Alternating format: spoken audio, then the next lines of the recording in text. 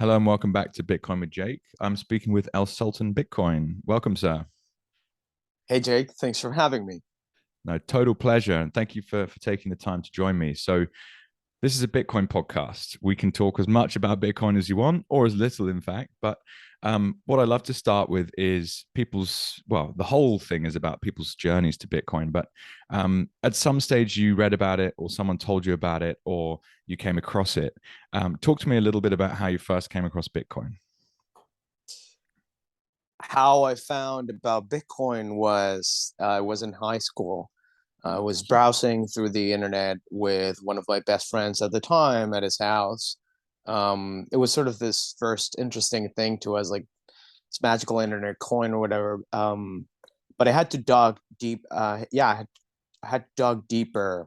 I think for about a year. We're talking about uh, late 2012 until late 2013, um, which is when essentially my best friend and I co-founded the biggest Bitcoin mining farm at its time back in Venezuela. This is of course Caracas, the capital. So that's how I found Bitcoin. Whoa, boom, straight in. Nice. Okay. And so a lot of people will say, oh, I heard about it in 2011, 2012. And for my case in the UK, it'd be like someone was, buying drugs online and then, they ignored it basically. But to jump straight into starting a Bitcoin mine, like, whoa, that's like you went wholeheartedly into that. Um, Perhaps that was because of living in Caracas and understanding that this was a tool that you could use that you actually really, really needed. What was life like growing up in Venezuela, and why did Bitcoin appeal to you so immediately? That's a really interesting point. Bang on. So I do think there's a combination of major trends that were happening back in the day that prompted me and a group of friends at high school uh, to dive deep into Bitcoin. Basically, I think number one was for sure cheap electricity in Venezuela, and the whole deal that part of the subsidy packages that the Venezuelan government was handling over to people in the country was through essentially subsidized electricity rates.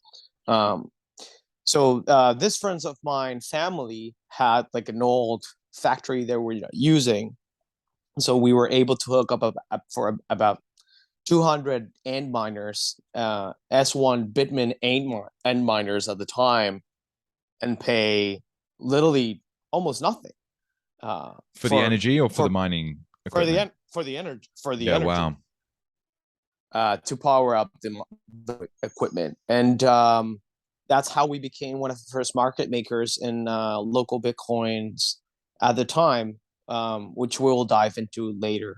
But that's, I'd say, the major reason.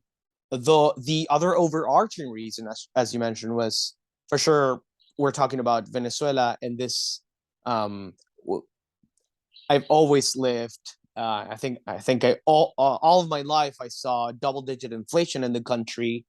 Um, we still hadn't hit hyperinflation back then, but it was still already in place. This currency exchange programs, essentially that you had to go through the government and do like a sort of formal request to access dollars.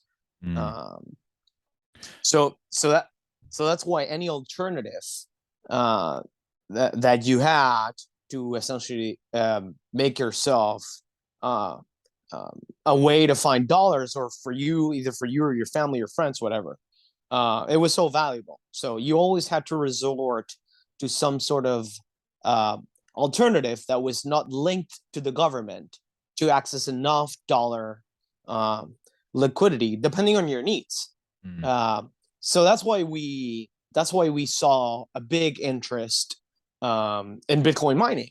It was essentially a way for us to almost for free, after you purchase the mining equipment, uh, generate a revenue in dollar terms, and had an enough liquid market against the local currency um, to exchange those bitcoins for whatever, for bolivares essentially, and pay whatever expenses we needed to pay.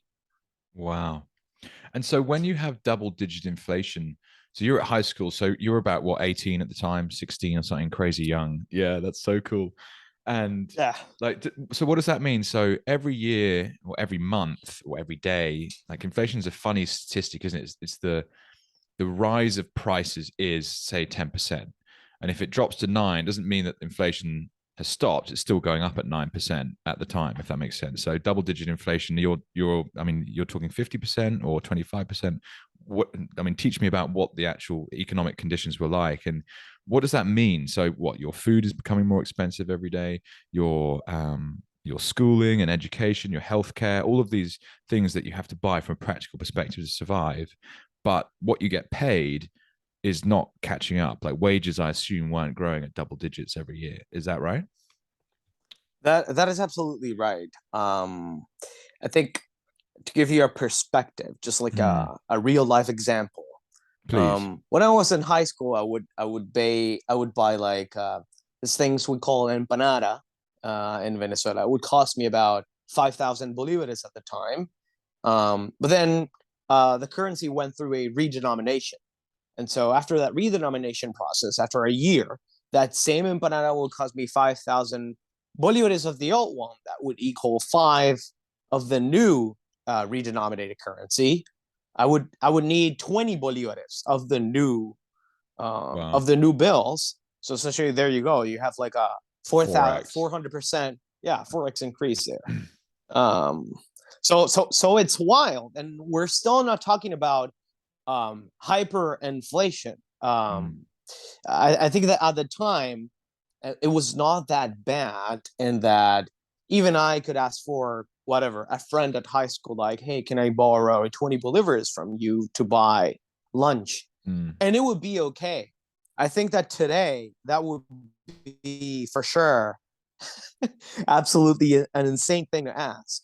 Um, um, Back then, the currency, if it makes sense, was still worth something, and mm-hmm. that it was it was still not a shock in people's finance enough for them to start thinking, oh, of well, I need to start thinking about things in dollar terms, which is what happens today in Venezuela. Ninety Wow. percent, essentially, after the whole destruction process through inflation, high inflation, and eventually hyperinflation of the currency, what you do is just force society to find an alternative Mm, um, at an ever increasing rate, right? wow. Uh, to the point that today, 90% of all transactions done to merchants in the country are done with dollars. Really. So Um, that's a form of natural selection in a sense. But so the average Venezuelan is now doing all of their day-to-day transactions in dollars.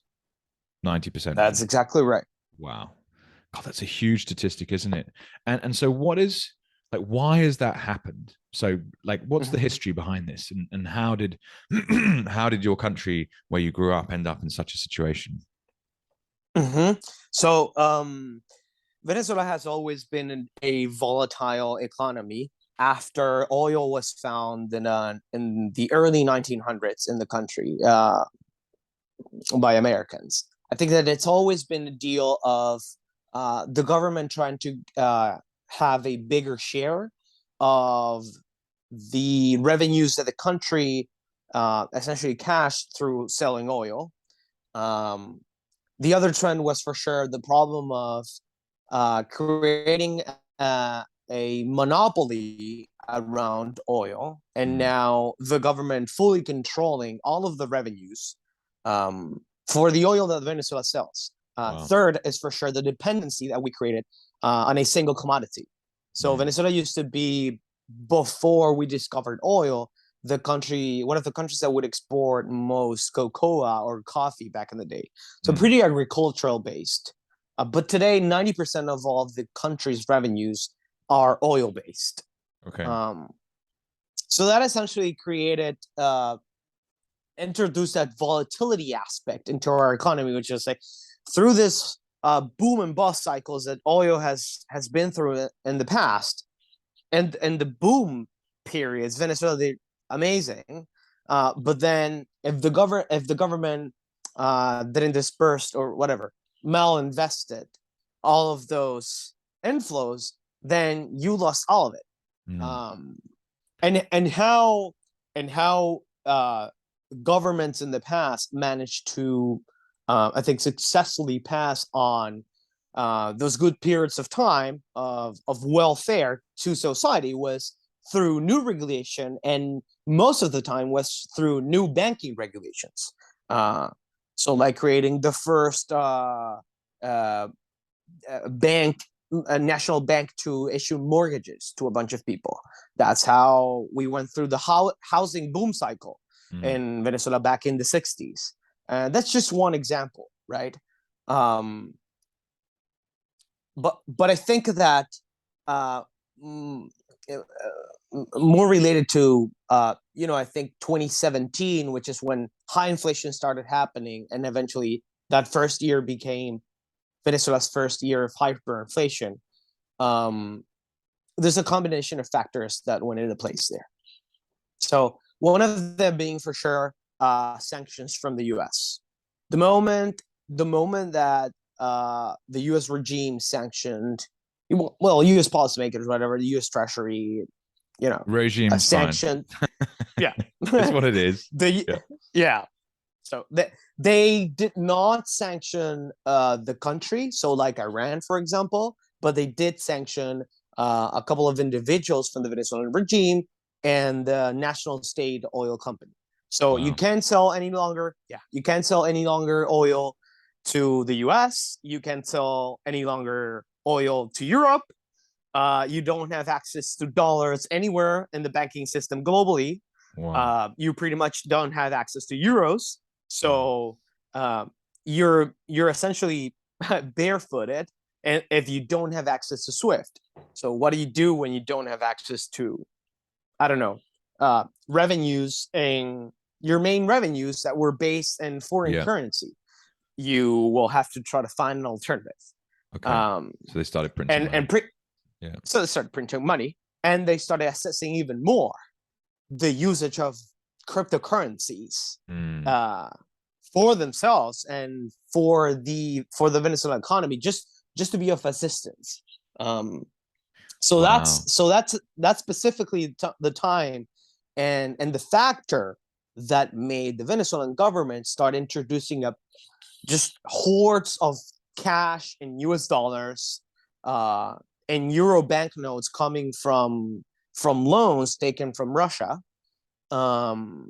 and loans that we took from the Chinese government as well. That we pay them back in commodities. We pay them back Yeah. in oil or gold or whatever.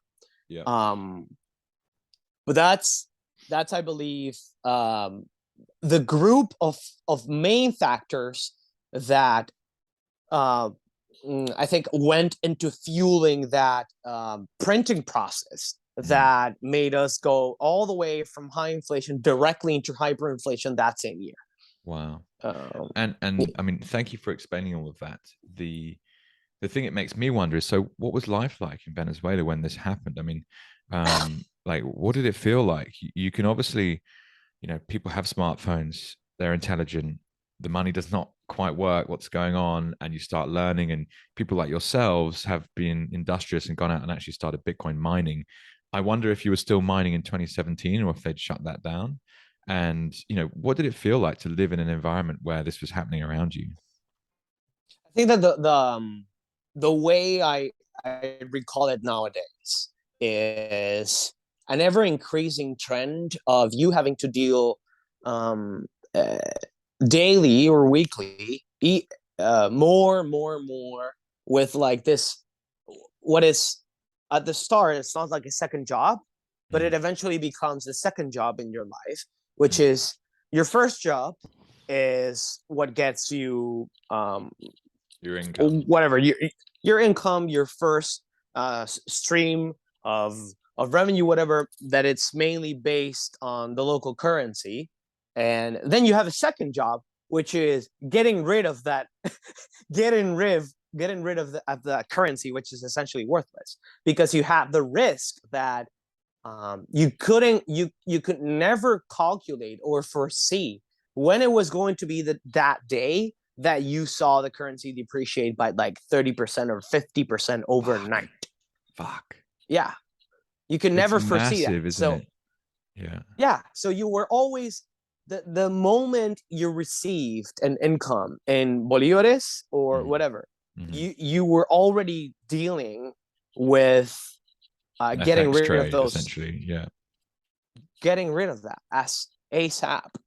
Wow. So that's how it felt. I think, of course, there's like, if we dive more into detail of the aspects of it, it's like people are starting to have rushier lives, right? Like, you just see how people's quality of life keeps dropping, um, and people just like, you would see within your own circles, like people that are all of a sudden, well, not all of a sudden, but as a result of everything, they're not able to go out. They're not able to, afford themselves to go out to restaurants over their weekend. Maybe it becomes only a monthly thing.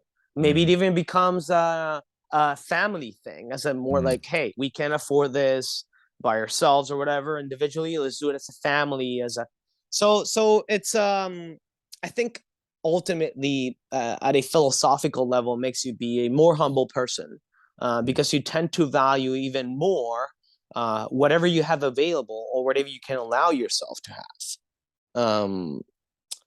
Then more than talking more about the trade aspects of how the economy starts changing is, you also see an ever increasing number of like informal businesses pop up, because all of a sudden, if wages are worthless and they're controlled, right, and capped by the government, and that's how the government also ran their social programs and their the companies that they nationalized, right, this subsidized wages that just artificially created this like unviable businesses that would eventually blow up. All of them blew up today, right? So what would you do? You become some sort of entrepreneur. You start cooking pizza at your home, or you start doing burgers, or you do delivery or whatever, right?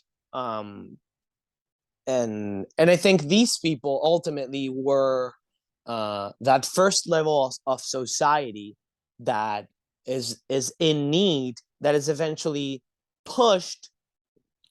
All of these people dealt with cash, right? Until cash was essentially extremely worthless, right?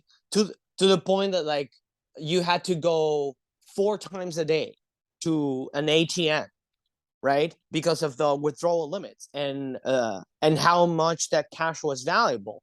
Just to go to the bakery and buy like bread. You know what I'm talking about? It's like, it's insane. So it was for sure in 2017 where the digitalization of transactions in Venezuela started happening. Money has to become faster. You need faster ways to, number one, receive whatever amount of money you need to receive, and number two, get rid of it. And that's when you saw all of this informal businesses or informal entrepreneurs, however you want to call them, in dire need of like a digital bank account. When at the same time the government was introducing this like huge advertisement campaign for cryptocurrencies. So 2017 was for sure that hysteria period for Bitcoin and altcoins, whatever, in the country. Wow. And so, do you still live in Venezuela, or has your life taken you somewhere different? And how has that process been like? And I assume you still have many family members still at home. I do still have family in Venezuela, just like most of the people my age. I'm in my early 30s. That left the country, right? So I think in my case, I was fortunate enough to get into Bitcoin at a very early time, Mm, that allow me to continue building a sort of more globally based view of the world and interest. Uh, it certainly also allowed me to keep doing connections over the internet and have like, I don't know, a frequent way to keep talking in English to people. mm, Keep trying to expand the vision. So, Bitcoin took me to many places while I still lived in Venezuela. Today, I don't live in the country any longer. I'm currently based in Brazil, happily with my first daughter. congratulations. Um, Awesome. thank you, thank you. Um, and yeah, I think that part of me being based still in a country within Latin America is still my interest of um, how I understood and I saw things develop around Bitcoin and the industry from this side of the world. Because here sometimes it's about the need, it's about the inflation, it's about the Mm, alternative, it's mm, about uh, you don't have a stable form of currency, you don't have a mm, stable form of bank account.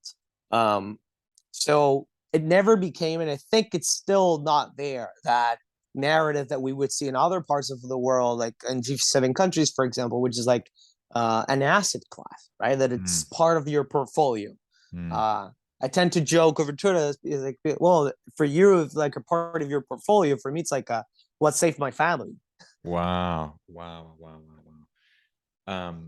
So, so many cool things to draw on there. First of all, I had my second daughter just 5 weeks ago. So, um, Congratulations, sir. yeah, it's an exciting time. She's been a real handful, and my wife and I haven't slept much at all. But it's been it's almost actually been the trigger where I resigned from my fiat mining job, and I'm going to have a crack at this podcast full time. So, it's been a wonderful couple of weeks in that sense, as hard as it has been.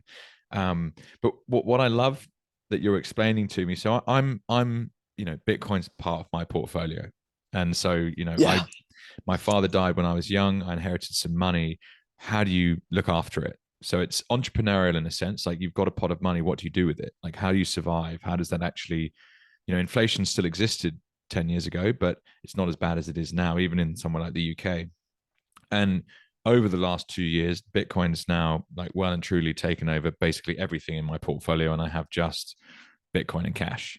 And it's the most amazing journey. And that's why I've started the podcast. And what I particularly like about speaking to someone like yourself is um, this concept of product market fit and identifying problems. And when someone has a fucking big problem, that's a great opportunity to supply them with a new product of some form. And Bitcoin is getting used by people in places where they absolutely desperately need it. And so you get dickheads in the pub that I'm in Australia these days, and they're like, "Wow, Bitcoin's a load of shit, isn't it?" You're like, mate, I've just had a chat with El Sultan Bitcoin, and he grew up in Venezuela. Think about what that means to people like himself and his family. And you've just said it. Bitcoin saved my life and your families. I mean, it's an incredible story. So let's vibe on that a little bit. So why is that the case? You've explained very nicely that the macro situation in Venezuela became so difficult that hyperinflation happened, and you're stuck, with a second job trying to just get rid of the local currency and whatever that means. So, um, how does it feel to have found another technology that actually has functioned as well as it does? And what has that done for other members of your family? So you're now, with a daughter and living in Brazil and comfortable with that, and teaching people about the need that people in Latin America genuinely have for this nascent form of money. How else has it affected other family members of yours? Can you share any details about them? Yeah, for sure. So I think I was the first crazy one in my family to start thinking about Mm. uh, investment And products. amen to that. Everyone needs the crazy guy. For sure, man. Yeah, I think I was the one that started thinking about like structuring our portfolio for the family. We have some money aside. Let's try to invest it. We were a family that was also affected in 2000 in the 2008 financial crisis. Mm. We lost most of our foreign savings to some banks in the US. Um, Shit. which is why, yeah, which is why like at 14, 15 years old, I was already asking myself this question of like, what is money and what are banks and what actually happened here and what is the alternative for to try to like avoid this thing um from happening again, right, to your family. Mm, Ultimately, you're being fueled by the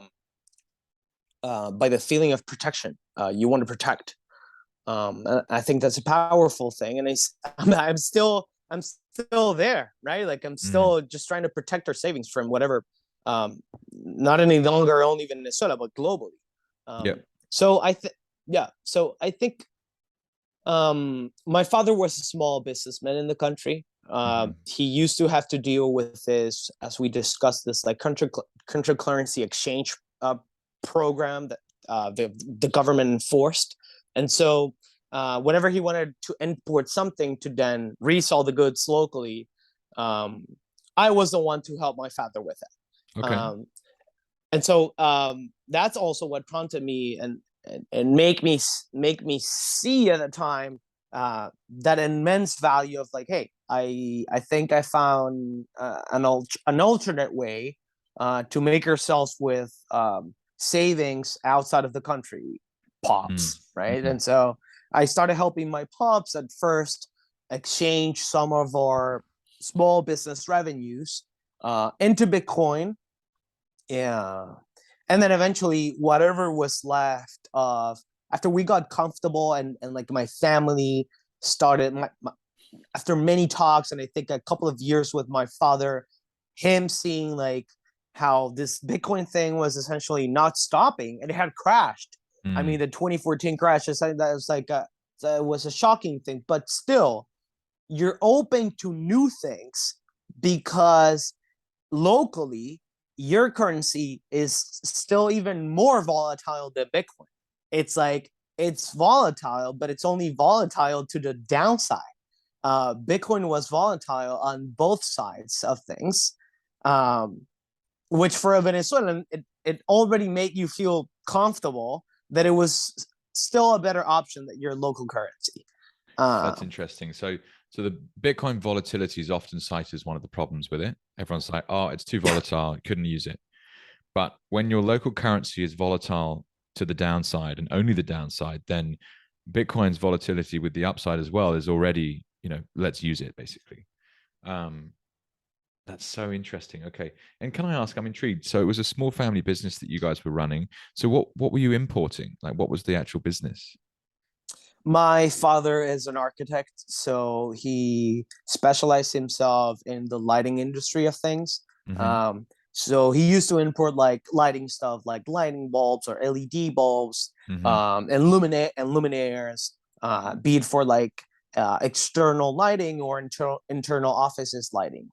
Okay. Um, Interesting. yeah. And that's something that I always like about these conversations is people's lens to Bitcoin is always unique. And had your father not had a business that involved some kind of importing, then you might not have understood the difference between a a foreign currency and your local currency. And it's only through that exposure that you started asking these questions. And to echo your sentiment, 2008 was a difficult time globally, and lots of things changed, and value was just wiped out all over the place. My question at the moment is, are we in a 2008-esque period right now? And how bad is the global economy going to get? The Fed continues to tighten, and the expectation is the interest rates are only going to carry on going up. So my feeling is that, when did we see the first interest rates hike? March of this year. Takes 12 to 18 months for this to kind of filter through on a macro level. So I think we could easily be heading into some kind of major recorrection in the next kind of 6 months. What will that do to Bitcoin? We don't know. It's hovering around 20,000 US dollars at the moment, which is, I think a great buy, but it could go down. But when your local currency is definitely going down, it's obviously the right option to store your value in and save again. Um, wow, how interesting. Okay, and so let's talk a little bit about your move to Brazil. And one of the things I love to understand about people's decision-making processes is why they go and do something like that. It's quite a major life decision to move a young family somewhere different. Why did you decide to do that? So I think um, while I was living in Venezuela and Chavez was the president, I still came to Brazil to visit my fiance at the time, my girlfriend at the time, today Mm, my wife. mm, So I got to come to Brazil for the first time in 2014. Since then, I sometimes joke around telling my story when I meet people here in Brazil and try to explain why cryptocurrencies and why Bitcoin and yeah. why it became a thing in my country. It's essentially like, look, when I visited for the first time your country back in 2014, $1 was worth here around almost like 3 Brazilian reais. Mm, Um, and $1 at the time in my country was worth like 30 bolivares of that redenominated mm. bolivar. After three redenominations today, $1 in Venezuela, if you account for all of the 14 zeros that were removed from the currency, well, then multiply the exchange rate right now, which is like 9.4 by 14 zeros. Shit. Uh, It's just gone. you There is no value that there. Yeah. that's trillions. You went from 30 to trillions, and in that same time, Wow. uh, the Brazilian real against the dollar went from almost three. It's currently hovering around 5 and 6. Okay. So it's like a 50% devaluation Yeah. against 99% wipeout. Uh, Wow. right? It's Wow. like the Venezuelan Bolivar is essentially a rock pool. Uh, so, Whoa. And so, that's another great so highlight, right? So, one of the reasons travel is such an amazing experience, and in my lifetime anyway, has always made me feel incredibly free, is you gain so much perspective. You get to leave where you grew up and you go and see how different people do things differently, and culture is just varied all over the world. And if you hadn't gone through that process, it doesn't highlight the problem that you were facing, that Bitcoin so brilliantly solves. Okay, great. And so, is there a lot of Bitcoin activity in Brazil? I'd say, well, here, to be quite honest, um, again, truth be told, here is a mixture of everything. In that, um, other than just Bitcoin, there's like this a big DeFi community. They're very Ethereans over Mm, here in Brazil. mm, Um, I think that that's just partly related to the fact that Brazil within South America functions as the mecca of financial markets. okay. Uh, and the mecca of the VC industry as well. As well, Mhm, so there's like a combination of um, Ether is so VC based at mm, this point mm, that when you are in a country within South America like Brazil, you assess like the number of startups from the fintech industry that have received funding is the number of startups that have received the most amount of funding in South America over the past 5 years. So wow. everything that is related to digital finance and digitalizing finance and making more accessible finance and investment or whatever for people in the region gains a lot of popularity within the VC industry specifically. Mm, Um, so I think those are like the back end factors of why there's such a mixture of and willingness to try different things when it comes to Bitcoin and digital assets, mhm. essentially. My focus for sure remains still Bitcoin. Okay. To be quite honest, compared to the scale, right? This is a 237 million people country. Wow. Uh, I would I would say that the Bitcoin community is still quite small. Mm, There's but there is for sure a Bitcoin community. I mean, part of there is, I think, one or two Brazilians that contribute directly to Bitcoin Core, okay. which you don't have in countries like Venezuela, for example. Mm. Um, Interesting, so because so I think yeah. the where will I go with this? Well, just I spoke recently with a guy in India, and shout out to Abby if he's listening. And the Bitcoin only scene in India is growing, but in a country of 1 point something billion, it's still relatively small. But what I find interesting here is what you've explained about life in Venezuela is Bitcoin was the solution and nothing else. So why are you not, part of this Ethereum, VC backed scene, and just highlight the major characteristic differences between the two?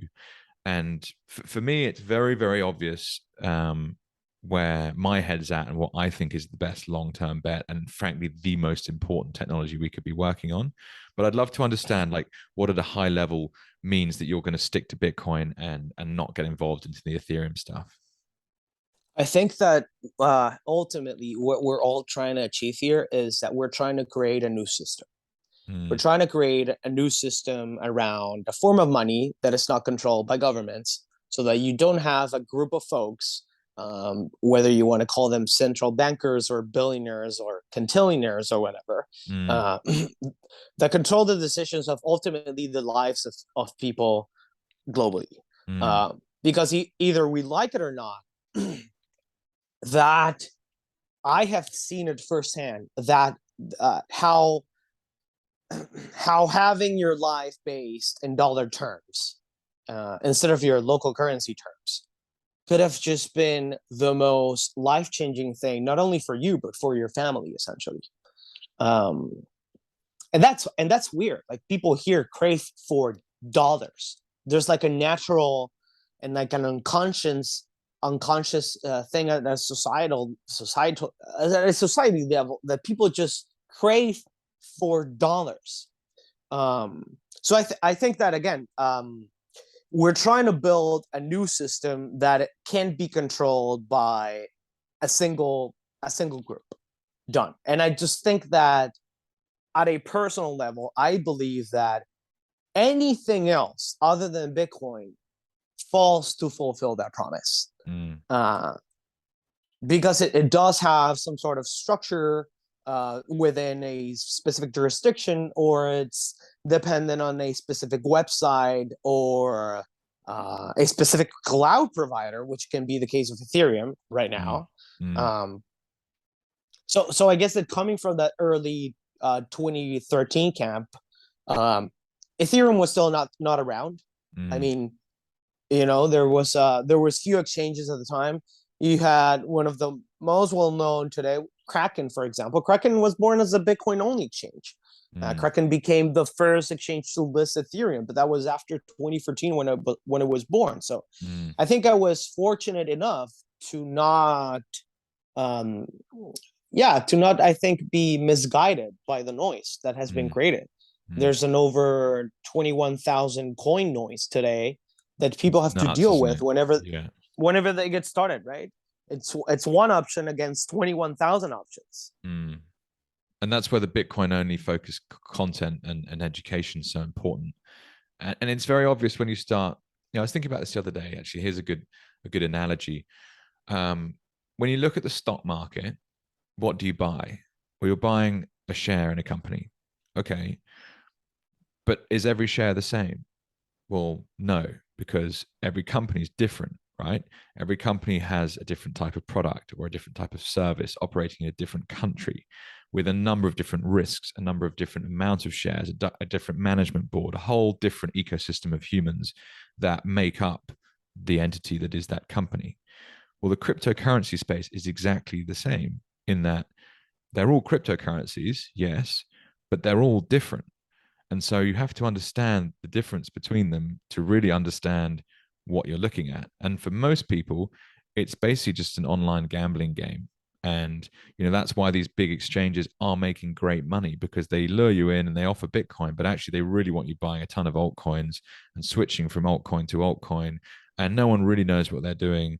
There's some extremely seasoned veteran traders out there that are able to build up positions and rug pull when they want. The way that the VC scene functions is so different to how fiat VC actually functions. So if you have a VC fund, you have a bunch of limited partners, you've got specific things you're allowed to invest in. The fund has a certain duration. What you don't do, which is what 3 Arrows Capital have got caught out doing, is basically raise some funds, pop it in USDC, find a good looking kind of developer team, give them a shit ton of USDC. They create some slick marketing profile, they get it listed on an exchange, and then they sell the shit out of it through Telegram groups, Twitter, around what is now a global market, completely unregulated. Now, I'm not against regulation, but I don't believe it's necessary for someone to have a certain net worth to include them in an investment. So some of the regulatory kind of moats that are created for stock investing. It's just ridiculous. It's absolutely ridiculous. Oh, because you're not wealthy enough, you can't buy this company. Fuck you. That should not exist as a rule. But what they do is they obviously pump these tokens and people pile in thinking they're going to get mega rich. And then the initial insiders who've actually got half of the tokens in circulations that they gave themselves before they started promoting it, they just sell them all. That isn't venture Yeah. capital. In some ways, VC has been tarnished by this. Venture capital should be about investing in brilliant entrepreneurs with game-changing 0 to 1 ideas. And that's what Bitcoin is. It is genuinely 0 to 1 idea, but without, interestingly, an illiquid equity pool that you can kind of monopolize. So we can all share in the upside of Bitcoin by buying Bitcoin. It's crazy. So there's lots of things to kind of talk about in that statement, but ultimately, Bitcoin is different to everything else I've seen in the cryptocurrency space. And it's because of the way it's designed. And it requires some time and effort to actually look at why that's the case. And I think it's incredibly important and poignant that someone like yourself that's lived through a hyperinflation uses Bitcoin. And other people can learn from that. And that's really important to get across. And I think that as a segue analogy to everything that you just discussed, there's also the I like to focus on infrastructure, right? So I like to think like, okay, so if this is going to be the new global warehouse for powering global transactions, whatever, that's going to need some infrastructure. So when you're in your own Bitcoin journey, whenever you want to start, I think like grasping, having a better grasp, a better sense of what's actually, how does the protocol work? I think you ultimately at least want to install your first Bitcoin full node, right? Mm-hmm. And that's how you can, I think, like self-sovereignly, at a minimum, contribute to the Bitcoin infrastructure. Not that it needs it in a sense, because it can fully function with 45,000 plus Bitcoin full nodes that are currently sitting around the globe. But it's still, I think, part of every ultimate, I think, person that is trying to achieve self-sovereignty or whatever, or that wants to contribute or understand how to contribute to Bitcoin infrastructure. You have to run your own Bitcoin full node. So how this connects to my background story, Jake, is basically, well, if you want to try to install a Ethereum full node, for example, you're going to need more than 4 terabytes of available space, which not even a commercial SSD nowadays on Amazon has 4 terabytes. And at the time, with a crappy internet in an emerging market like Venezuela, it took me more than a month to download Bitcoin's blockchain. So you know what I mean? So like, and Bitcoin's blockchain is around like what, 500 gigabytes or so, more or less. Small, yeah.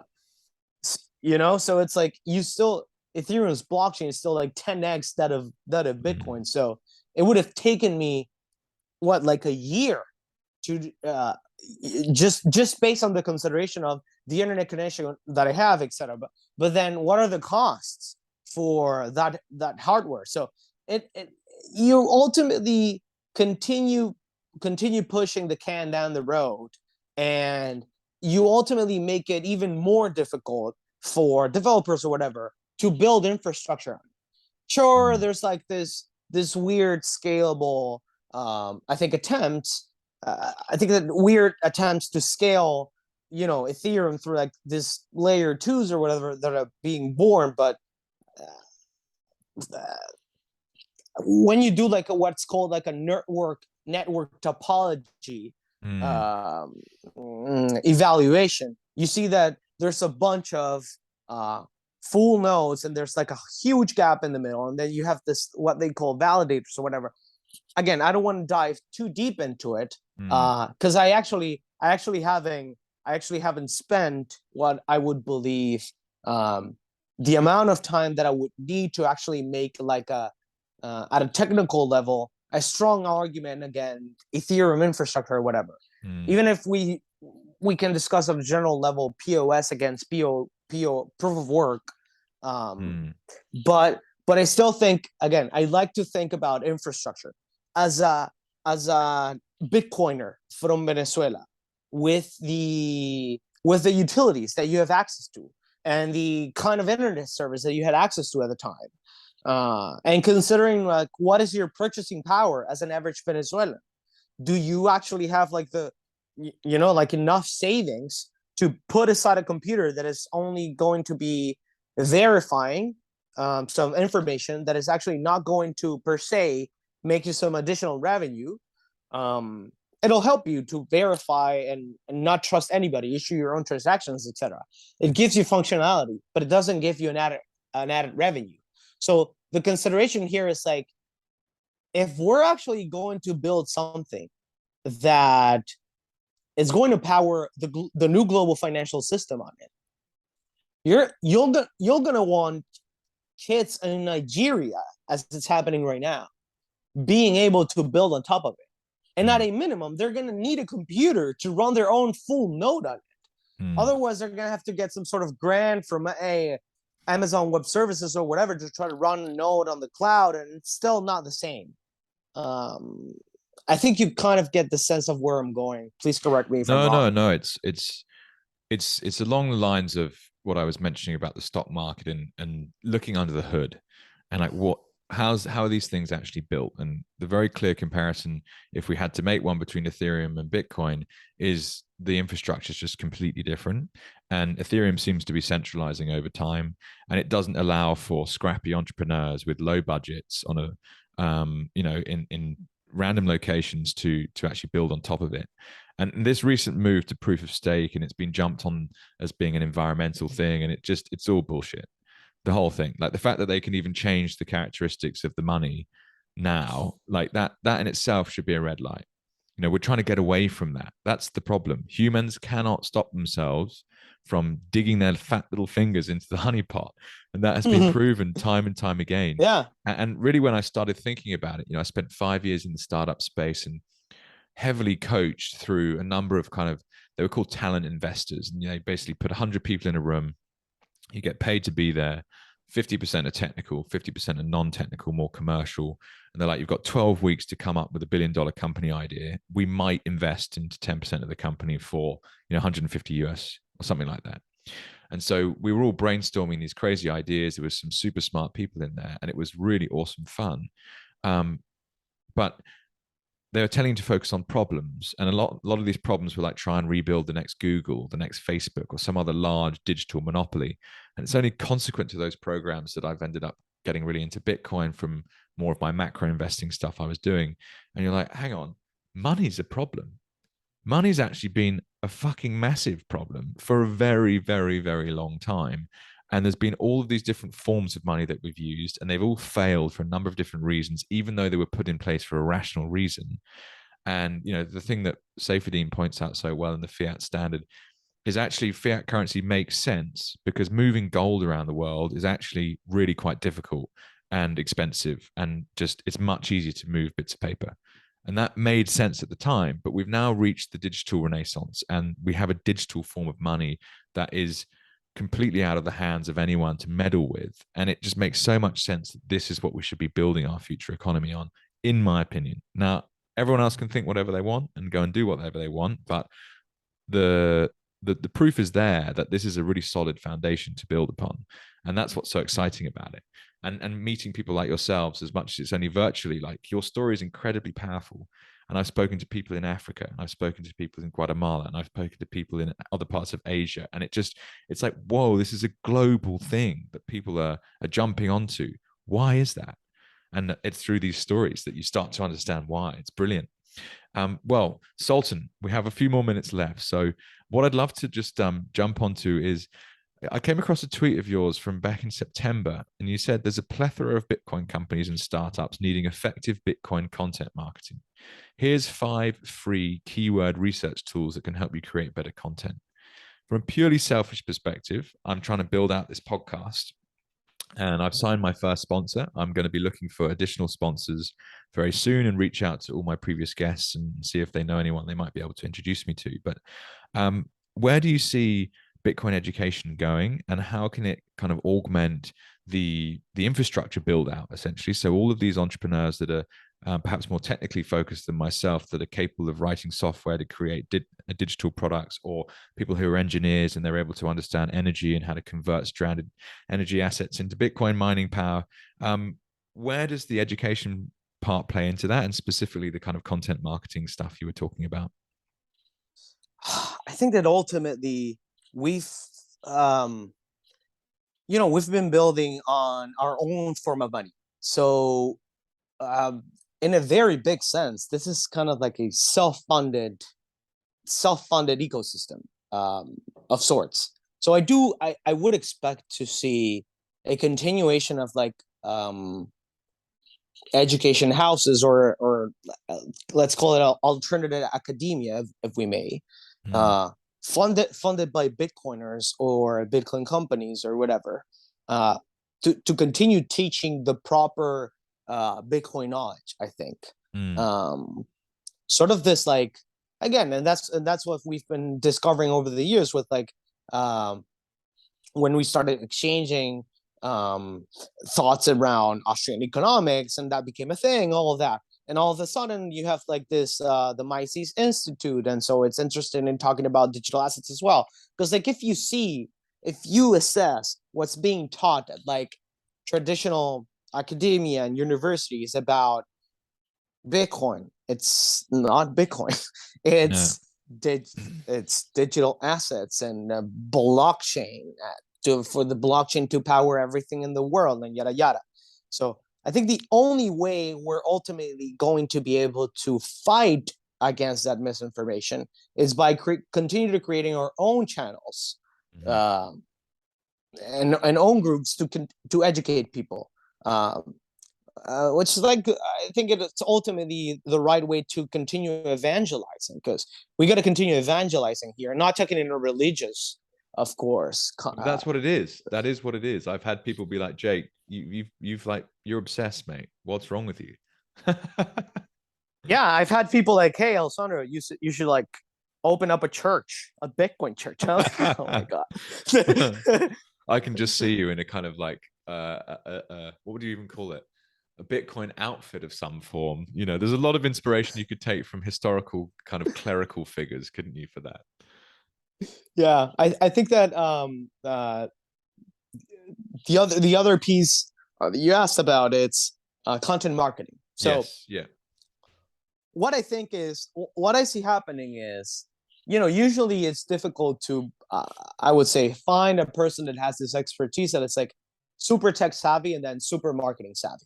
Mm. Um, unless this person has like a specific marketing background, maybe within the tech space, worked like, I don't know, like a big firm like a Google, and did some sort of product marketing or growth marketing. So I think that what I see within the Bitcoin educator space is, there's no doubt that they are rich and savvy in Bitcoin knowledge. What I see is basic things that I've been learning at Ledn, that I've been working on, focusing on marketing and Ledn. It's like the missing piece of knowing the best practices and expertise of like how to rank a blog page as number one on Google, right? Mm. Because ultimately, like, say that you have a blogging strategy for Bitcoin. Um, well, besides from a tweet that you might put out there, it's like, how do you how do you actually develop content that is taken into account how Google's algorithm actually reads a page and understands a page and ranks a page and says, well, this is a better page for, I don't know, whatever, Bitcoin Mm. wallets, Mm. for example, or Mm. Bitcoin multi-signature. So there's a number of companies in different parts of the Bitcoin industry today that do a great job of that. Like, for example, Abra is very well at positioning themselves, um, uh, writing about custodial solutions like multi-signature, of the sorts. So that's pretty cool. I think that, how do we what I see is like, how do we eventually, as Bitcoin educators, take that for ourselves and learn that, and positioning our content, which is not for offering a specific service or a financial service, right? Or an Mm. altcoin or Bitcoin in the background to just eventually, to your point, offer you an umbrella of shitcoins. And so eventually you get lost in your journey. So that's the thing that I've been learning over the past 2 years, I'd say. And it actually has me very excited because then after working and assessing like different, just having talks with other like crypto companies or Bitcoin companies in the space, seeing at their content, I know that there's a need for that. Mm. Which actually makes sense, right? We're in this part of the adoption curve that is the early mass that will start coming together, right? So from the 100 or 200, 300 million that we might be today to the 1 billion plus that we might be in a couple Yeah, of it's years. 10x, isn't it? It's a massive opportunity. Yeah, well, It is. It is. So um it's about being I think it's smarter somehow, though. You're right. So it's like take some knowledge out of the technology space and reapply it to Bitcoin only education. You're absolutely right. I had Brandon Quitten on the podcast at one stage, and Brandon works as the head of communications for Swan, and he wrote that brilliant article about fungi being like Bitcoin and how it was like a decentralized network. And he wrote it when he was in Bali. It's a great story. Go back and listen to it, guys, if you haven't. Anyone listening out there. But he got really good at content marketing on email and started doing um, part-time work for Swan and ended up in a full-time role there. And they're obviously the leading probably Bitcoin only brand that I know of. And you're right, like that's basically a heavy marketing front end for a fairly simple digital product, in my opinion. So you could do very similar things for other brands using that same mechanism that Swan have developed, essentially. And this is really what you're discussing. Yeah, it's awesome. I'm very excited to see how it might develop. Well, the Sultan of Bitcoin, I'm so glad you joined me today. Could you let people know where they can get in touch with you if they're intrigued to reach out? Oh, for sure. Best way is to follow El Sultan Bitcoin on Twitter. That's at EL Sultan Bitcoin. Brilliant.